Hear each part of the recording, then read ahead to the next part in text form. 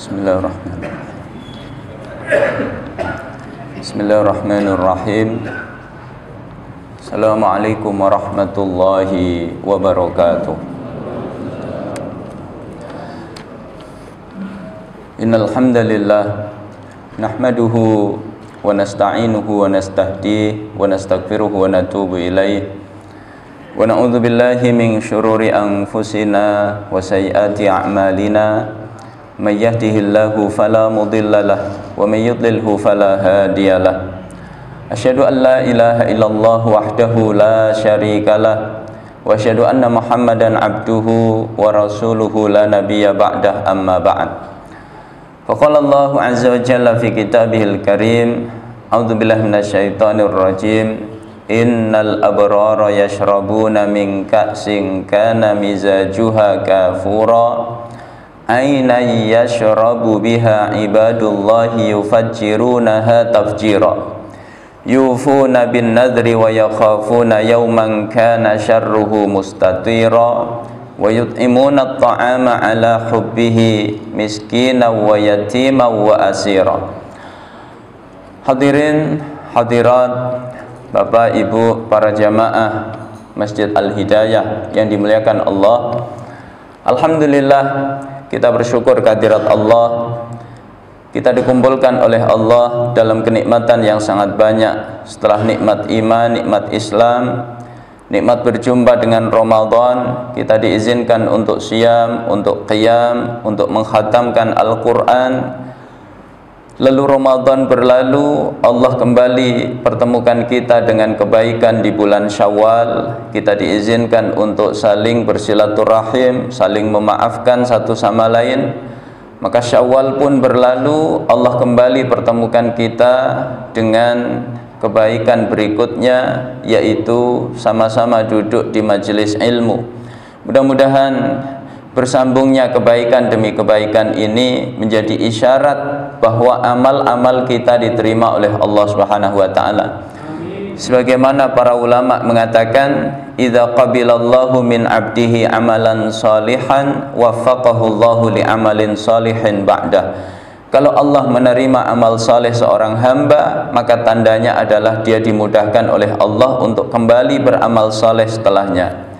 Salawat dan salam tidak lupa kita haturkan kepada suri tauladan kita Rasulullah Muhammad sallallahu alaihi wasallam, pada keluarga, pada para sahabat.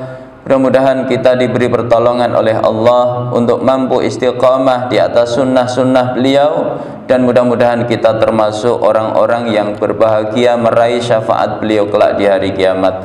Jemaah dimuliakan oleh Allah, mari kita lanjutkan interaksi kita terhadap kitab Mukhtasar Minhajil Qasidin yang ditulis oleh Al-Imam Ibnu Qudamah Al-Maqdisi, yang merupakan ringkasan dari Minhajul Qasidin, ditulis oleh Imam Ibnul Jauzi, yang merupakan intisari dari kitab Ihya Ulumuddin, ditulis oleh Imam Al-Ghazali.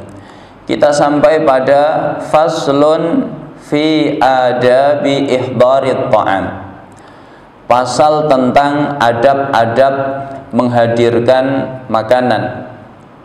Sebuah pembahasan yang penting karena termasuk rutinitas kehidupan kita sehari-hari.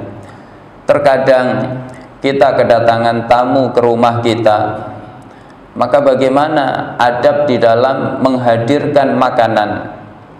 Begitu indahnya Islam, segala permasalahan kehidupan kita dijelaskan oleh Allah dan Rasulnya. Sampai sekedar urusan menyambut tamu, maka Allah dan Rasulnya memberikan penjelasan. Ini salah satu syumuliyatul Islam, ya, komprehensif daripada Islam. Ya, segala permasalahan urusan kehidupan kita dijelaskan oleh Allah dan Rasulnya. Dan menyambut tamu ini adalah persoalan penting. Rasulullah menghubungkan itu dengan iman kepada Allah dan hari kiamat. Dalam hadisnya beliau mengatakan, "Man kana yu'minu billahi wal yaumil akhir falyukrim dhaifahu." Siapa yang beriman kepada Allah dan hari kiamat, maka hendaknya dia memuliakan tamunya dan menyuguhkan makanan. Ini adalah bagian dari ikramud dhaif, memuliakan tamu. Maka Rasulullah sangat memperhatikan perkara ini, sehingga satu ketika Rasulullah kedatangan tamu, maka Rasulullah memerintahkan seorang utusan untuk bertanya kepada istri-istri beliau, ada atau tidak jamuan makan di rumah untuk menyambut tamu. Rupanya istri-istri Nabi menjawab, "Ma indana illal ma."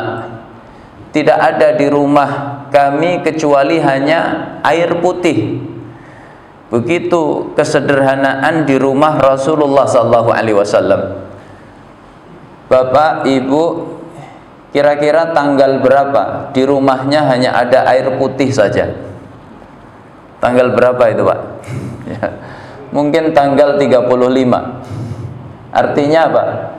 Ya, tidak pernah terjadi di rumah kita. Tapi Masya Allah, rumah tangga Nabi dipenuhi kesederhanaan. Ada masa di rumah beliau hanya tinggal air putih saja. Apakah kemudian Rasulullah berhenti memuliakan tamu, menyuruh tamunya pulang karena di rumah tidak ada apa-apa? Ya, tidak. Rasulullah menawarkan kepada para sahabat, "Ayyukum mayyudhifu hadhil lailah." Siapa di antara kalian yang sanggup menjamu tamu malam ini? Maka seorang sahabat Ansar tunjuk jari, "Saya ya Rasulullah." Padahal sahabat Ansar yang tunjuk jari ini adalah orang yang miskin.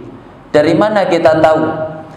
Begitu dia pulang menemui istrinya, maka dia berkata, "Akrimi dhaifa Rasulillah." Muliakan tamunya Rasulullah ini. La tadakhiri, jangan kita menyia-nyiakannya. Apa jawaban istrinya? "Ma indana illa qutus sibyah." Di rumah kita tidak ada apa-apa yang bisa dihidangkan kecuali hanya makanan yang cukup untuk anak-anak kita.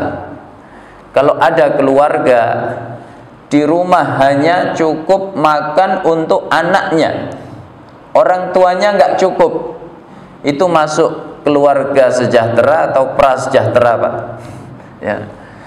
Tapi spirit untuk menyambut tamu tidak padam. Saking pentingnya adab yang satu ini. Maka suaminya kemudian berkata, "Nawwimihim wa atfi'is siraj."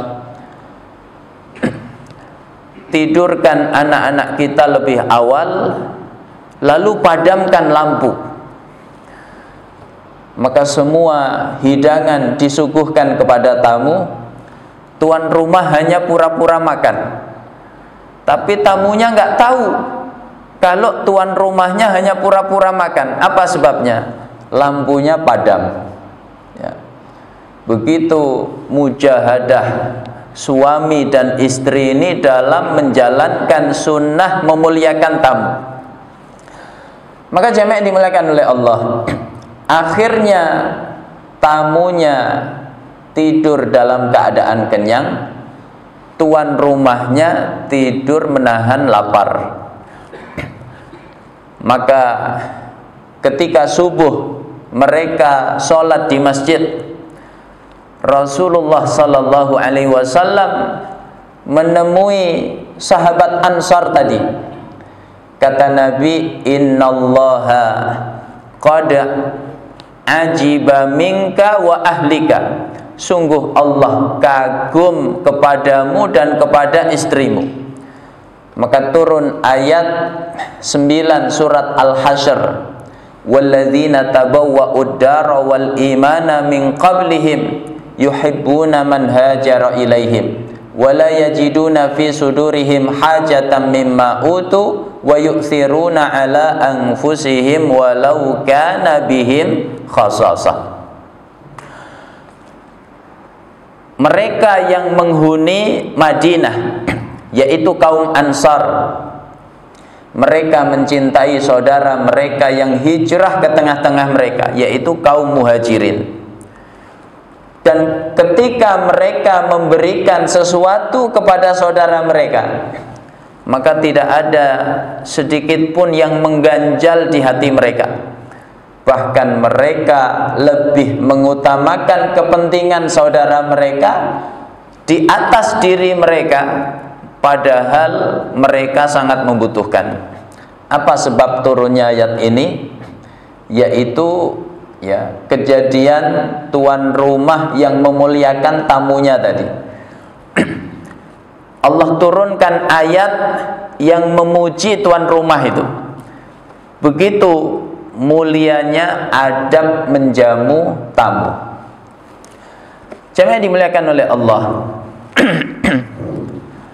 Mengapa penting bagi setiap kita untuk bersungguh-sungguh di dalam memuliakan tamu kita?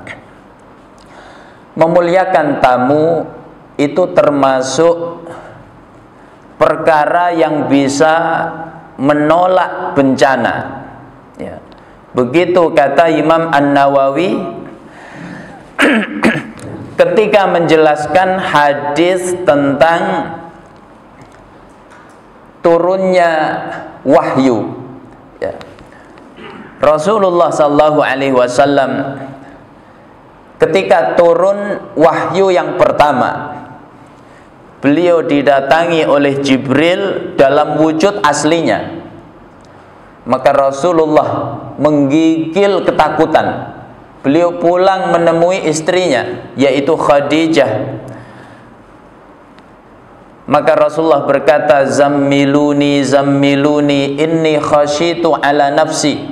Selimuti aku, sungguh aku takut sesuatu yang buruk menimpa diriku.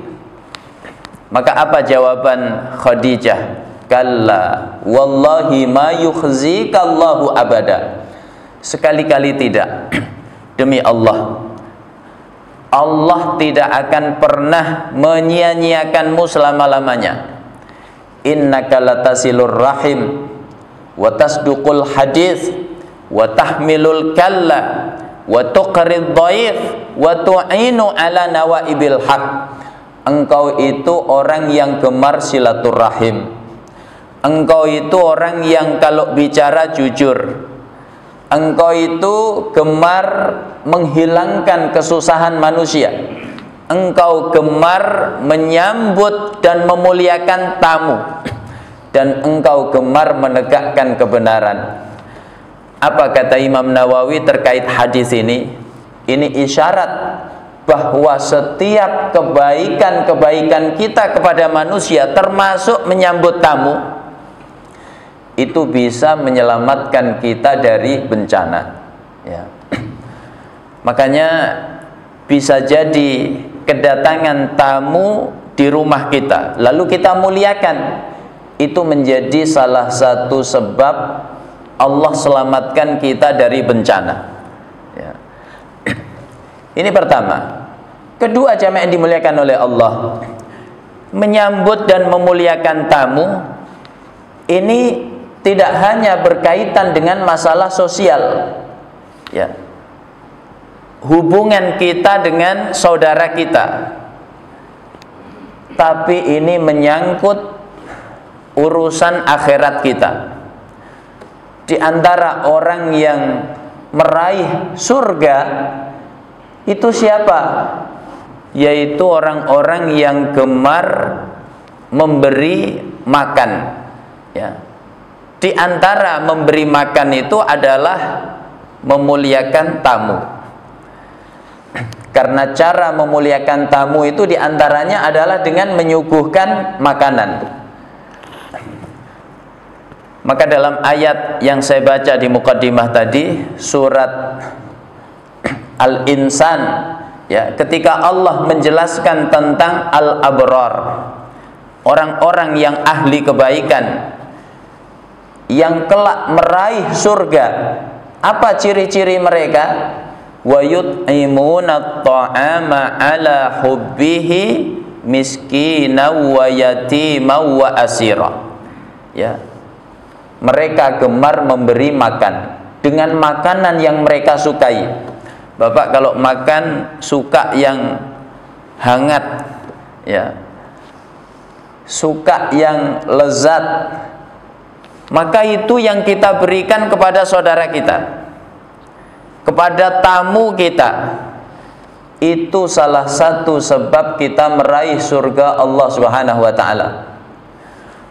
Bahkan tidak hanya meraih surga, tapi Allah berikan kenikmatan yang khusus yang belum tentu diperoleh oleh sembarang manusia. Apa itu? Kata Nabi, inna fil jannati ghurafan tura zuhuruha min butuniha wa butunuha min zuhuriha. Sungguh di surga itu terdapat, ya, ghuraf, jamaknya kata ghurfah, artinya kamar-kamar. Bagian luarnya terlihat dari bagian dalamnya, bagian dalamnya terlihat dari bagian luarnya. Ya. Begitu kenikmatan surga, susah untuk dibayangkan. Mala ainun ra'at wala udunun sami'at wala khatara ala qalbil bashar. Tidak pernah terlintas, ya, di benak manusia, tidak pernah terlihat mata manusia, tidak pernah terdengar telinga manusia. Maka sahabat bertanya, liman ya Rasulullah? Untuk siapa nikmat yang seperti itu ya Rasul? Kata Nabi, liman atabal kalam, untuk orang yang perkataannya baik. Maka penting hari ini kita menjaga lisan-lisan kita, baik di dunia nyata maupun dunia maya. Karena hari ini kita menyaksikan rupanya tidak sembarang orang yang ngaji kemudian perkataannya pasti baik, ya, tidak setiap orang bisa begitu. Hari ini sosial media menjadi bukti bahwa banyak orang yang rajin ngaji tapi tidak bisa menjaga lisannya, bahkan dengan mudahnya menjatuhkan kehormatan saudaranya, ya. Maka kalau ingin meraih nikmat surga yang satu ini, pastikan kita menjaga lisan-lisan kita.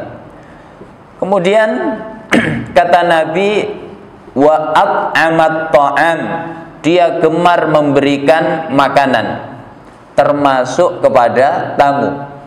Wa shalla bil laili wan nasu niyam, dan dia gemar salat di waktu malam di saat kebanyakan manusia tidur, ya.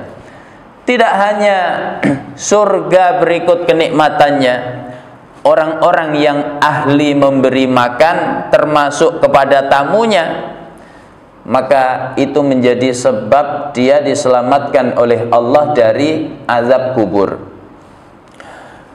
Maka kata Nabi di dalam hadisnya, ya, fa in kana mu'minan, kalau orang yang meninggal dunia itu seorang mukmin, kanatis salatu inda ra'sihi wa kanatiz zakatu an yaminihi wa kana siyamu an shimalihi wa kana fi'lul khairat minal birri wal ihsani wassilati wassadaqati baina rijlaihi. Kalau orang yang meninggal itu mukmin, maka salatnya di atas kepalanya, kemudian zakatnya di sebelah kanannya, puasanya di sebelah kirinya, lalu kebaikannya terhadap manusia, apakah silaturahimnya, apakah baktinya kepada orang tuanya, termasuk infak sedekahnya, termasuk dia memberi makan kepada saudaranya, tamunya, maka kebaikan itu berada di antara kedua kakinya. fa idza utiya min qibali ra'sihi taqulu sholatu ma qibali madkhal. Kalau didatangi malaikat azab dari arah kepala, maka dari arah kanannya zakatnya berkata nggak ada celah dari sini. Dari arah kirinya puasanya berkata nggak ada celah dari sini. Dari arah kedua kakinya, maka kebaikan-kebaikannya terhadap sesama manusia berkata tidak ada celah dari sini. Maka kata para ulama, hadis ini isyarat bahwa kebaikan-kebaikan kita terhadap manusia termasuk tamu kita itu bisa menjadi sebab kita diselamatkan oleh Allah dari azab kubur. Maka ini pembahasan yang sangat penting, tidak hanya menyangkut dunia kita tapi juga akhirat kita. Wa amma ihdarut ta'ami falahu khamsatu adabin. Adapun menghadirkan makanan, maka ada 5 adab yang harus kita perhatikan. Ya, jadi urusan menyuguhkan makanan saja itu ada aturannya. Ya. Apa saja? Pertama, ta'jiluhu fadzalika min ikramid dhaif, yaitu menyegerakannya. Begitu tamu datang, ya, maka langsung kita suguhkan hidangan, makanan, minuman, ya. Itu termasuk bentuk memuliakan tamu, kata Imam Ghazali. Jangan sampai kita membuat tamu kita nunggu lama. Padahal bisa jadi dia perjalanannya jauh. Sepanjang jalan menahan lapar, menahan dahaga, ya. Mau makan husnuzan, nanti takut dijamu. Kalau tidak makan tersinggung, maka dia menunda laparnya, ya. Sampai di rumah tuan rumah ternyata lama dia menunggu, maka ini kurang memuliakan tamu. Jadi adab yang pertama, segerakan. Apalagi era kita hari ini era teknologi informasi, ya, komunikasi itu tidak susah. Barangkali di perjalanan sudah memberitahu saya sampai kilometer sekian, maka kita mengira-ngira berarti sampai rumah kira-kira 15 menit lagi, maka hidangan sudah siap, ya. Ini pertama. Kedua, taqdimul fakihati awalan qabla ghairiha, mendahulukan buah-buahan terlebih dahulu sebelum yang lainnya. Wa dzalika aslahu fi babit tibbi, itu lebih maslahat dari aspek medis, ya, dari aspek kesehatan.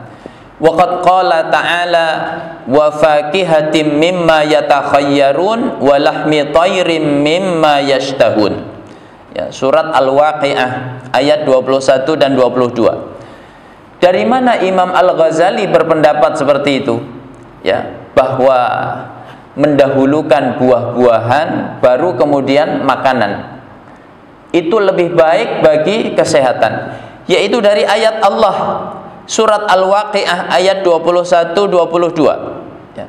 Allah mendahulukan buah-buahan ketika menjelaskan kenikmatan-kenikmatan yang diperoleh oleh ahli surga. Maka Allah mendahulukan wa fakihatim mimma yatakhayyarun, dan buah-buahan yang mereka memilihnya, walahmi thayrim mimma yashtahun, dan ya daging burung, ya, yang mereka senangi. Maka ada hikmah dari aspek kesehatan mendahulukan buah-buahan baru kemudian makanan, ya. Saya baca di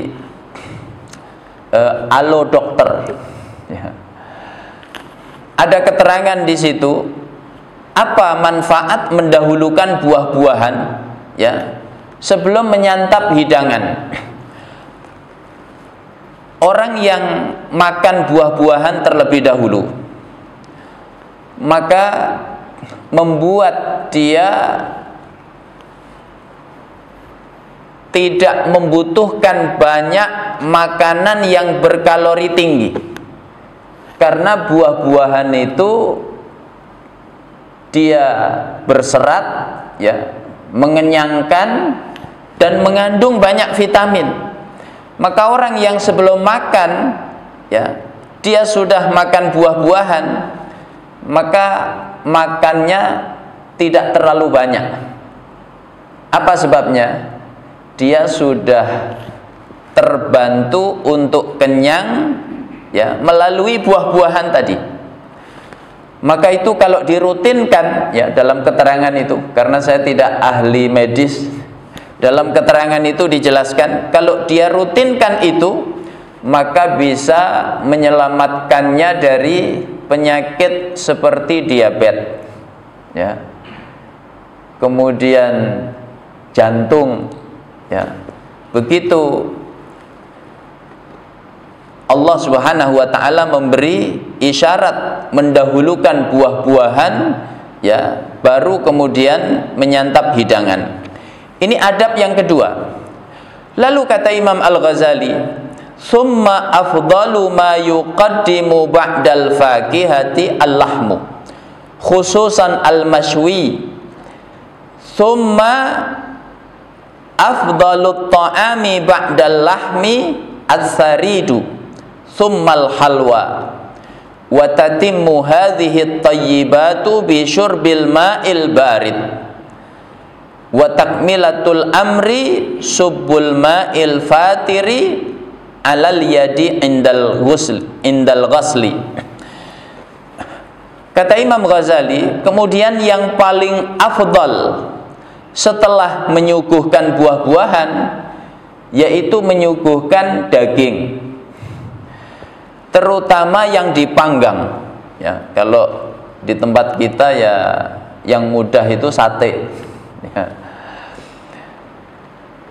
Kemudian makanan yang paling utama setelah menyuguhkan daging adalah, ya, sarit. Sarit itu daging yang dihaluskan, ya, yang dibungkus dengan adonan, ya. Kalau di kita apa, Pak?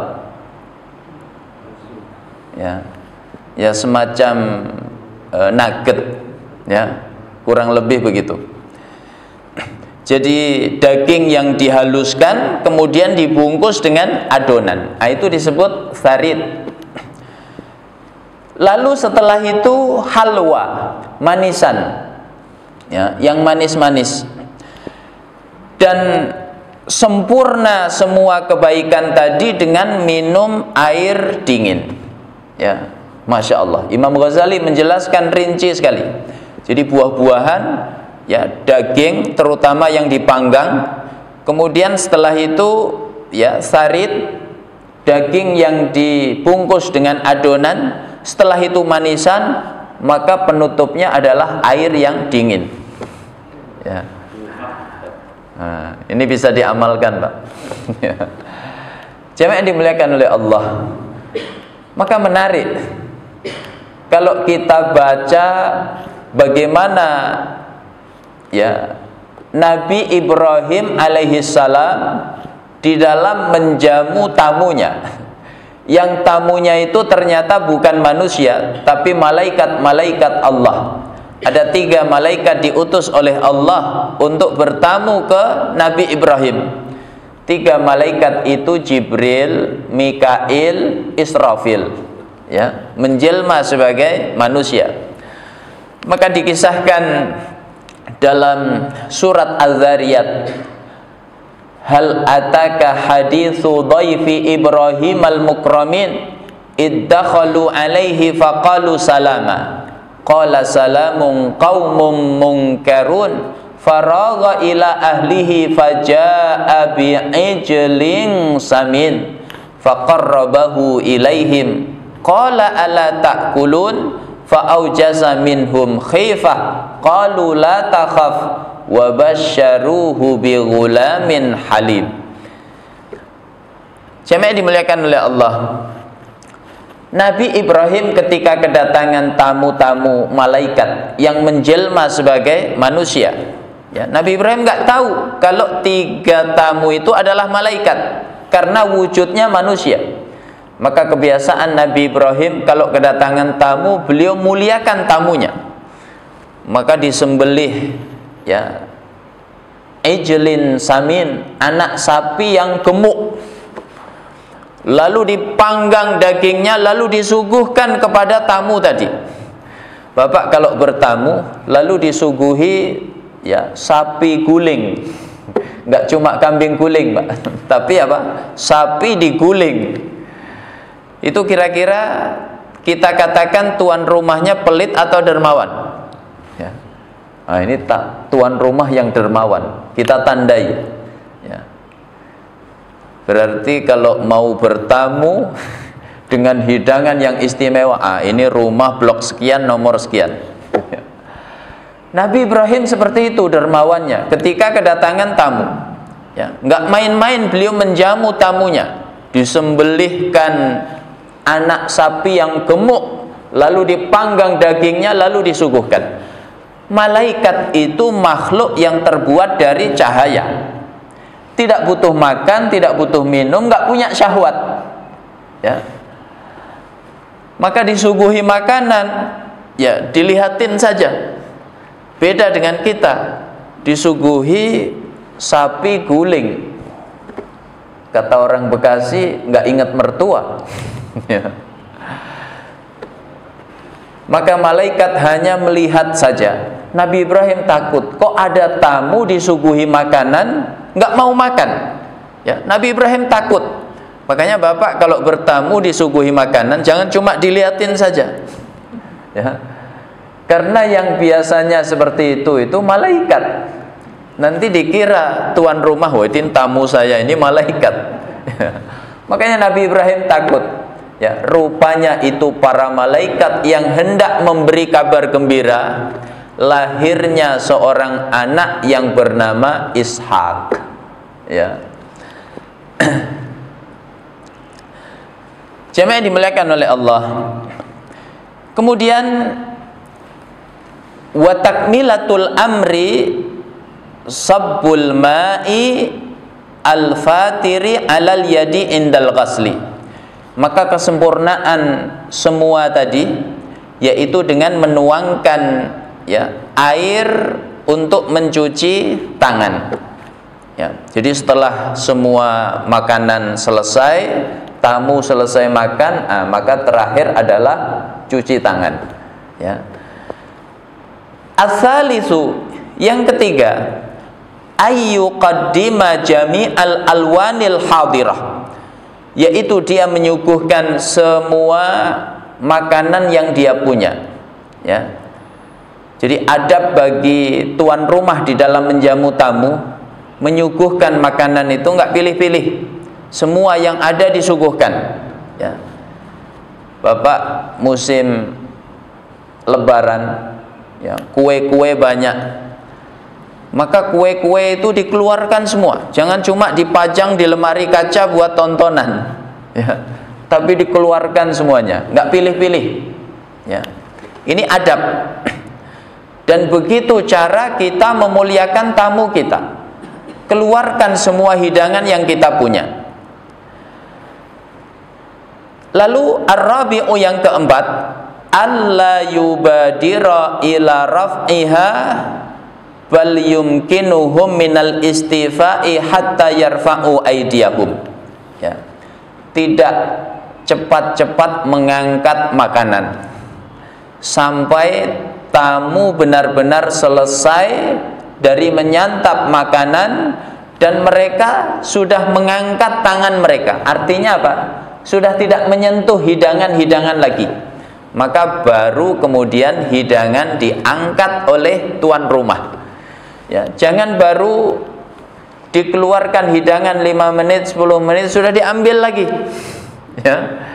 Jangan, nanti menimbulkan, ya, prasangka-prasangka yang tidak baik, ya. Tunggu sampai tamu itu selesai.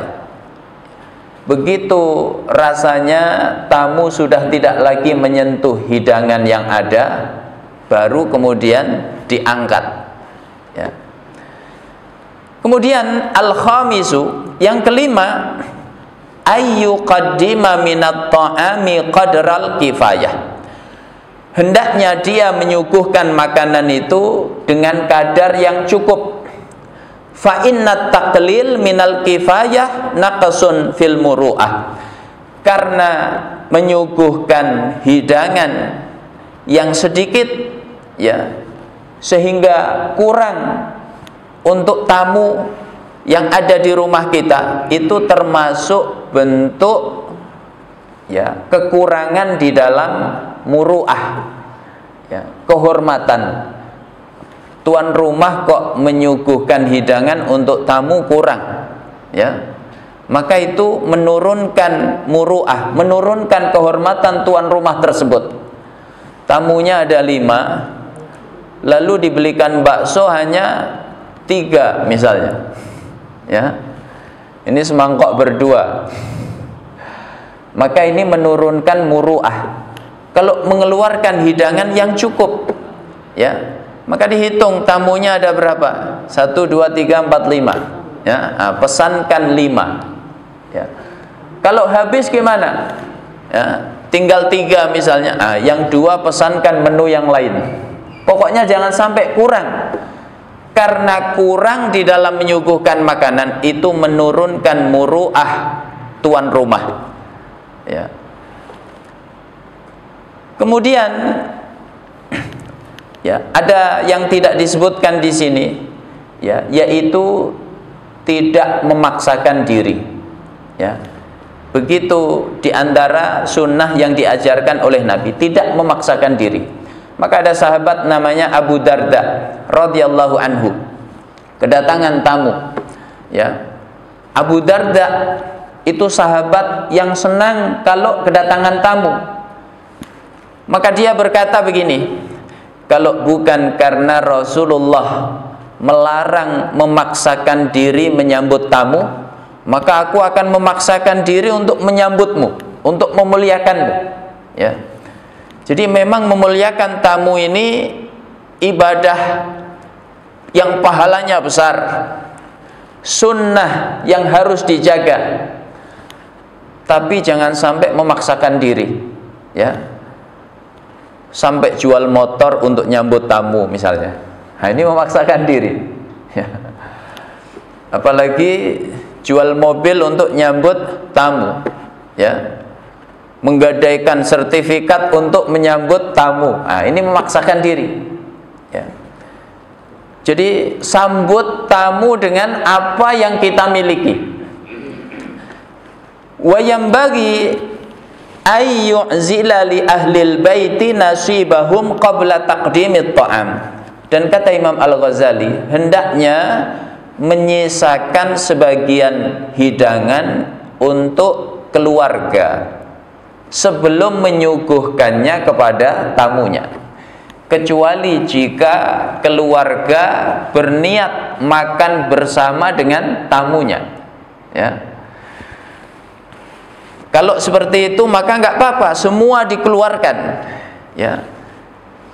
Maka diajak keluarganya makan bersama tamunya.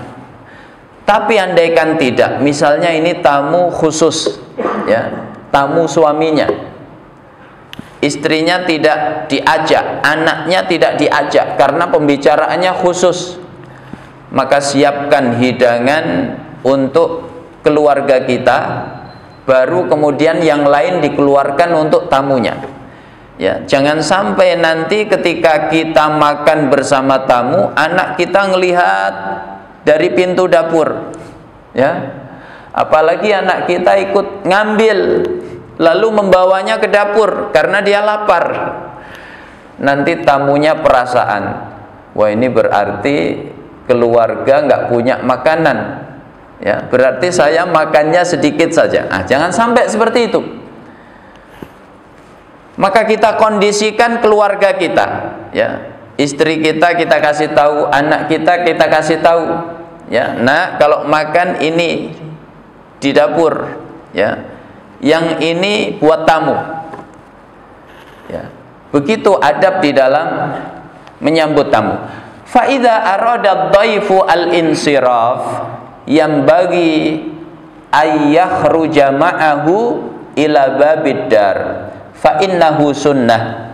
Wa punya hendak pulang, maka hendaknya tuan rumah ikut keluar bersama tamu sampai ke pintu rumah. Ya, itu kata Imam Al-Ghazali adalah sunnah, dan itu termasuk cara untuk memuliakan tamu. Ya, maka kalau tamu kita sudah selesai, dia pamitan, kita antar sampai ke gerbang rumah kita.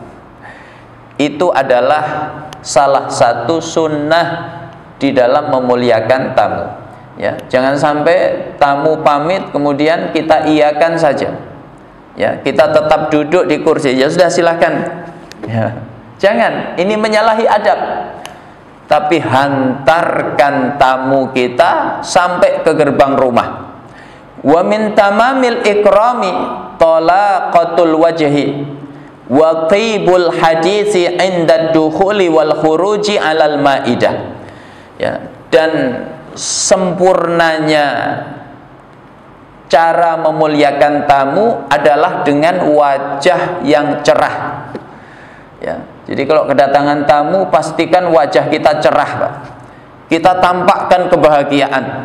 Ya, meskipun sudah tanggal tua, pikiran bercabang-cabang, tapi kalau kedatangan tamu tetap kita tampakkan wajah yang cerah. Menyambut kedatangan tamu dengan wajah yang cerah, ini adalah satu kebaikan. Kata Nabi, la tahqiranna minal ma'rufi syai'a. Jangan pernah kamu meremehkan kebaikan sekecil apapun, walau antalqa akhaka biwajhin taliq. Meskipun sekedar menyambut kedatangan sahabatmu, saudaramu dengan wajah yang cerah. Ya, ini kebaikan. Kemudian watibul hadis, baiknya perkataan. Inda dukhuli wal khuruji alal maidah, baik ketika dia masuk maupun dia keluar, ya, meninggalkan makanan-makanan yang kita suguhkan kepadanya. Maka pastikan semua yang keluar dari lisan kita adalah kebaikan. Ya, jangan sampai kita menyinggung hati tamu kita. Ya, ketika tamu kita orang yang berkecukupan misalnya, bercerita tentang sebagian kenikmatan-kenikmatan dunia, ya, maka nggak apa-apa kita merespon itu. Ya, dia bicara tentang HP, ada HP terbaru begini, maka kita respon. Ya, tapi kalau tamunya orang yang tidak punya, maka jangan sampai kita melukai hatinya dengan memamerkan kemewahan yang kita miliki. Ini HP saya nih keluaran terbaru, harganya sekian belas juta. Ya. Ini motor saya harganya sekian. Ini tas saya ini mereknya ini harganya sekian. Jangan. Itu melukai perasaan tamu kita. Ya, maka pastikan pembicaraan kita dari awal hingga akhir tidak menyinggung perasaannya. Ini adab yang penting yang harus diperhatikan. Ini bagi tuan rumah. Lalu bagaimana dengan tamu? Wa amma dhaifu fayambagi ayyakhruja tiban nafsi wa in jara fi haqqihi taqsir. Adapun tamu, maka hendaknya dia ketika keluar dari rumah, ya, tuan rumah tersebut dalam keadaan lapang hatinya, meskipun ada kekurangan pada jamuan. Ya, maka hendaknya tamunya keluar dari rumah itu dalam keadaan hatinya lapang. Ya, misalnya tehnya kurang manis, ya, maka ketika tamu itu selesai bertamu, dia pulang, maka pastikan hatinya lapang. Jangan sampai merusak kebaikan yang sudah dia peroleh, yaitu kebaikan silaturahim yang dia perjuangkan dengan begitu berat, sampai harus mudik ke kampung halaman, sampai macet berjam-jam, sampai mengeluarkan biaya yang tidak sedikit, ya, bensin, tol, ya, apalagi yang luar Jawa harus nyebrang naik kapal, ya, atau naik pesawat misalnya, tidak sedikit biaya yang dia keluarkan untuk silaturahim. Begitu sudah berhasil, malah dirusak dengan hati yang tidak lapang, ya. Maka istilahnya adalah kantong bocor, ya. Dia bawa kantong lalu diisi dengan makanan, minuman, ya, tapi bocor. Dibawa pulang sampai rumah tinggal kantongnya, makanan minumannya berjatuhan, ya. Itu ibarat orang yang bersilaturahim, tapi setelah itu dia rusak silaturahimnya hanya karena hal-hal kecil tadi, hanya karena teh kurang manis, lalu dia bicarakan itu di hadapan kawan-kawannya, ya. Dia buka kekurangan saudaranya tadi yang tidak disengaja di hadapan teman-temannya. Besok kalau bertamu ke rumah itu tuh, blok sekian nomor sekian, jangan lupa bawa gula karena tehnya kurang manis misalnya, ya. Nah, ini penting untuk kita hindari, ya. Jadi pastikan kalau kita keluar dari rumah, ya, tempat kita bertamu, hati kita dalam keadaan lapang. Fadzalika min husnil khuluqi wat tawadhu. Itu adalah termasuk bentuk akhlak yang baik, dan itu termasuk tawadhu, ya, rendah hati.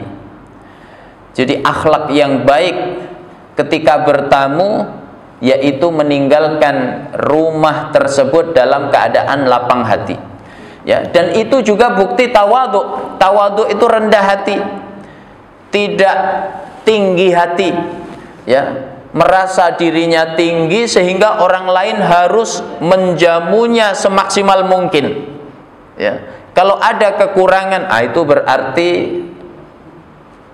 tidak hormat misalnya. Ini lawannya tawadhu, takabbur, ya, itu sombong. Wala yakhruja illa biridha sahibil manzil wa idnihi. Dan tamu tidak keluar dari rumah tersebut kecuali atas izin pemilik rumah, ya. Jangan sampai kita bertamu, tuan rumahnya lagi ke kamar mandi, begitu keluar dari kamar mandi tamu sudah hilang, nggak pamit, ya. Maka ini menyalahi adab. Kalau kita pulang, pastikan izin tuan rumah, dan tuan rumah sudah mengizinkan. Wa yura'iya qalbahu fi qadril iqamah, ya. Dan memperhatikan hati tuan rumah selama kita berada di dalam rumahnya, ya. Jangan membicarakan hal-hal yang bisa menyinggung hati tuan rumah, ya. Misalnya tuan rumahnya bujangan, belum nikah, padahal usianya sudah cukup, ya. Maka jangan kita menyinggung-nyinggung, ya. Ente ini usia udah cukup nggak kawin, nggak laku apa? Nah, jangan, ya. Ini menyinggung hati tuan rumah, ya. Atau misalnya rumahnya berantakan karena anaknya banyak, maka jangan sampai terlontar kalimat yang menyinggung hati tuan rumah, ya. Ini rumah apa kapal pecah? Jangan, ya. Hati-hati. Luka kulit mudah diobati, tapi luka hati bisa terbawa sampai mati, ya. Maka jaga perasaan tuan rumah kita, ya. Ini adab-adab di dalam menghidangkan makanan untuk tamu dan sekaligus adab tamu ya terhadap tuan rumah. Dengan demikian pembahasan ya tentang adab bertamu ya, salah satu perkara yang menjadi adat ya, kebiasaan manusia ini telah selesai, maka adat ya atau kebiasaan berikutnya yang akan kita kaji adalah kitabun nikah wa adabihi wa ma yata'allaqu bihi ya, kitab tentang pernikahan, adab-adabnya dan hal yang berkaitan dengannya ya. Karena sudah jam berapa ini? Jam 6 ya, maka saya cukupkan. Kalau ada pertanyaan saya persilahkan.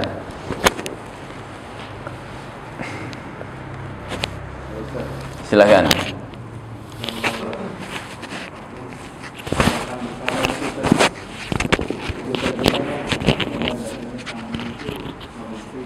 Iya.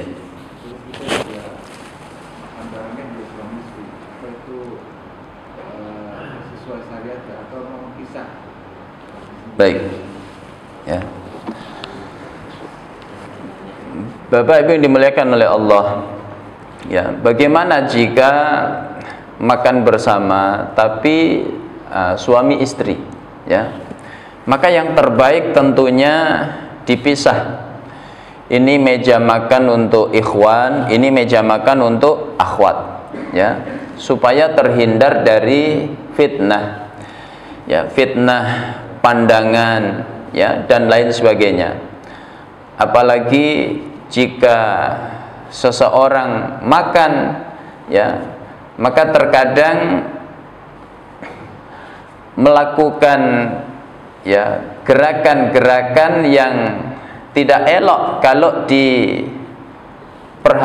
oleh lawan jenisnya ya, maka yang terbaik dipisah. Tapi andaikan tidak memungkinkan, misalnya ya rumahnya kecil misalnya ya, ruang tamunya terbatas sedangkan tamunya banyak, maka jika memang harus ya bersama-sama, maka diperhatikan masalah hijab ya, masalah hijab. Hendaknya kita pastikan ya istri kita menutup aurat dengan sempurna ya. Kemudian kita kondisikan tamu juga menutup aurat dengan sempurna ya, supaya baik tamu maupun tuan rumah terhindar dari fitnah ya, fitnah pandangan dan lain sebagainya. Kemudian menjaga ya pembicaraan ya. Terkadang laki-laki begitu kumpul sesama laki-laki, pembahasannya apa Pak? Begitulah ya. Maka ini sensitif bagi wanita ya. Jangan sampai tamu meninggalkan luka bagi tuan rumah karena candaannya sensitif ya. Atau sebaliknya misalnya. Begitu juga ya wanita misalnya ketika membahas sesuatu, maka jangan sampai ya melukai hati tamunya yang laki-laki ya, dan seterusnya. Kemudian ya dikondisikan ketika makan bersama itu ya, laki-laki ngobrolnya dengan laki-laki ya, wanita ngobrolnya dengan wanita ya.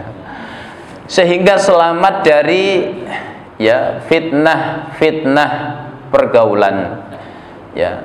Jangan sampai setelah kedatangan tamu justru hubungan suami istri tuan rumah malah retak ya, disebabkan tamunya yang salah di dalam bergaul ya. Tamu laki-laki ngobrol sama ya istri, kemudian tamu perempuan ngobrol sama suami begitu tamu pulang, maka suami istri cemburu misalnya. Maka hindari hal-hal seperti itu, ya. Karena sekali lagi masalah pergaulan laki-laki dan wanita ini adalah fitnah yang besar. Maka Rasulullah mengingatkan, ma taraktu fikum fitnatan asyadda 'alar rijal minan nisa. Tidak pernah aku tinggalkan sebuah fitnah di tengah-tengah kalian yang lebih besar bagi laki-laki kecuali fitnah, ya, wanita. Ya. Kurang lebihnya seperti itu, wallahu a'lam bishawab. Silahkan.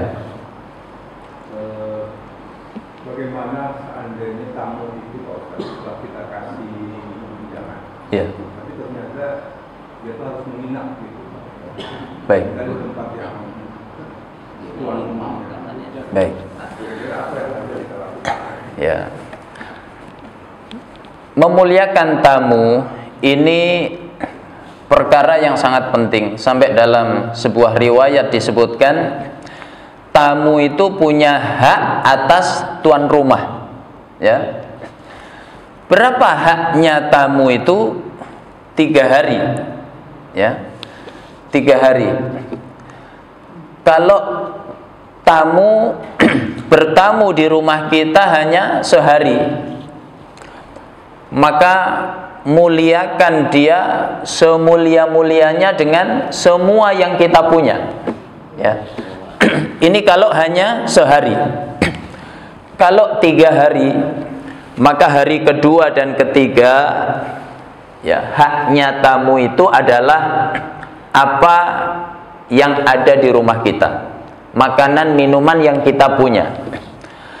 Kalau sudah 3 hari, maka sifatnya adalah sedekah. Kalau kita tetap izinkan, ya, jadi pahala untuk kita. Tapi andaikan kita stop, misalnya ini sudah 3 hari, ada keperluan apa ini sebenarnya, ya. Andaikan kita stop lalu kita minta untuk pulang meninggalkan rumah kita, maka kita pun tidak berdosa, karena haknya tamu hanya berapa hari? 3 hari 3 malam, ya. Makanya ada kisah menarik. Sahabat yang bernama Abdullah bin Amr bin As, satu ketika beliau penasaran karena Rasulullah di tengah-tengah ceramahnya berkata, sayatlu'u alaikumul an rajulun min ahlil jannah, akan hadir ke tengah-tengah kita pemuda calon penghuni surga. Maka muncul orang yang tidak terlalu dikenal, nggak seperti Abu Bakar, Umar, Utsman, Ali, terkenal, ya. Ini orang yang nggak populer, dia pun datangnya telat. Tapi Nabi menjamin surga sampai 3 kali. Maka Abdullah bin Amr bin As berpura-pura ada masalah dengan ayahnya, supaya dia bisa bertamu ke rumahnya pemuda tersebut, ya. Menginaplah Abdullah selama berapa hari? 3 hari. Dia investigasi ibadah pemuda itu, ya. Rupanya dilihat ibadah fisiknya, sholatnya, qiyamul lailnya, tilawahnya, menurut Abdullah ini biasa, aku pun melakukan hal yang sama. Maka pasti ada ibadah yang dia sudah lakukan, ya, yang Abdullah belum lakukan tapi dia tidak tahu. Akhirnya begitu sudah nginap 3 hari, jawabannya belum ketemu, maka Abdullah memberanikan diri bertanya, aku sebenarnya nginep di rumahmu ini ingin tahu apa ibadah yang sudah kamu lakukan yang aku belum lakukan. Kok Nabi sampai menjaminmu dengan surga sebanyak 3 kali? Rupanya bukan ibadah fisik tapi ibadah hati, ya. Makanya surga itu tidak cuma dihiasi ibadah fisik, sholat, puasa, baca Quran, tidak, tapi juga ibadah-ibadah hati. Apa ibadahnya pemuda itu? Pertama, dia tawadhu, ya. Tawadhu itu ibadah fisik apa hati, Pak? Hati. aku ya seperti ini, nggak lebih dari yang kamu lihat. Ya, ini tawadhu, tidak jumawa. Ya, mentang-mentang dijamin surga oleh Nabi, lalu dia bilang, ya siapa dulu? Ya, kalau mau ketularan surga, cium tangan dulu bolak-balik 7 kali. Ya, nggak begitu. Dia tawadhu, aku ya seperti ini, nggak lebih dari yang kamu lihat. Aku membiasakan 2 hal sebelum tidur. Pertama, aku maafkan kesalahan saudaraku sebelum aku tidur. Ya Allah, si fulan ngomong begini, sakit hatiku ya Allah, tapi saksikan aku sudah maafkan. Ya. Kedua, ridho. Kalau aku melihat saudaraku diberi nikmat oleh Allah, aku doakan keberkahan atasnya. Ya Allah, tetangga sebelah mobilnya baru, mudah-mudahan berkah. Tetangga sebelah rumahnya baru, mudah-mudahan berkah. Ya. Lalu kalau ada saudaraku diuji oleh Allah dengan musibah, maka aku doakan semoga musibahnya segera diangkat oleh Allah. Ya Allah, tetangga sebelah sakit, dirawat di rumah sakit, sembuhkan ya Allah. Ya. Jadi apa yang ingin kita garis bawahi dari kisah tadi? Bertamu itu maksimal berapa hari? 3 hari. Kalau sudah 3 hari, maka tuan rumah sudah boleh bertanya. Ini mau sampai kapan? Ya. Andaikan disuruh pulang, tuan rumah tidak salah. Ya. Tapi kalau baru sehari disuruh pulang, tuan rumah salah. Karena tamu punya hak berapa hari, Pak? 3. Ya. Kurang lebihnya begitu. Wallahu a'lam bishawab. Ya. Baik, kalau sudah tidak ada, kita akhiri dengan doa kafaratul majlis. Subhanakallahumma bihamdik, asyhadu an la ilaha illa anta, astaghfiruka wa atubu ilaik. Assalamualaikum warahmatullahi wabarakatuh.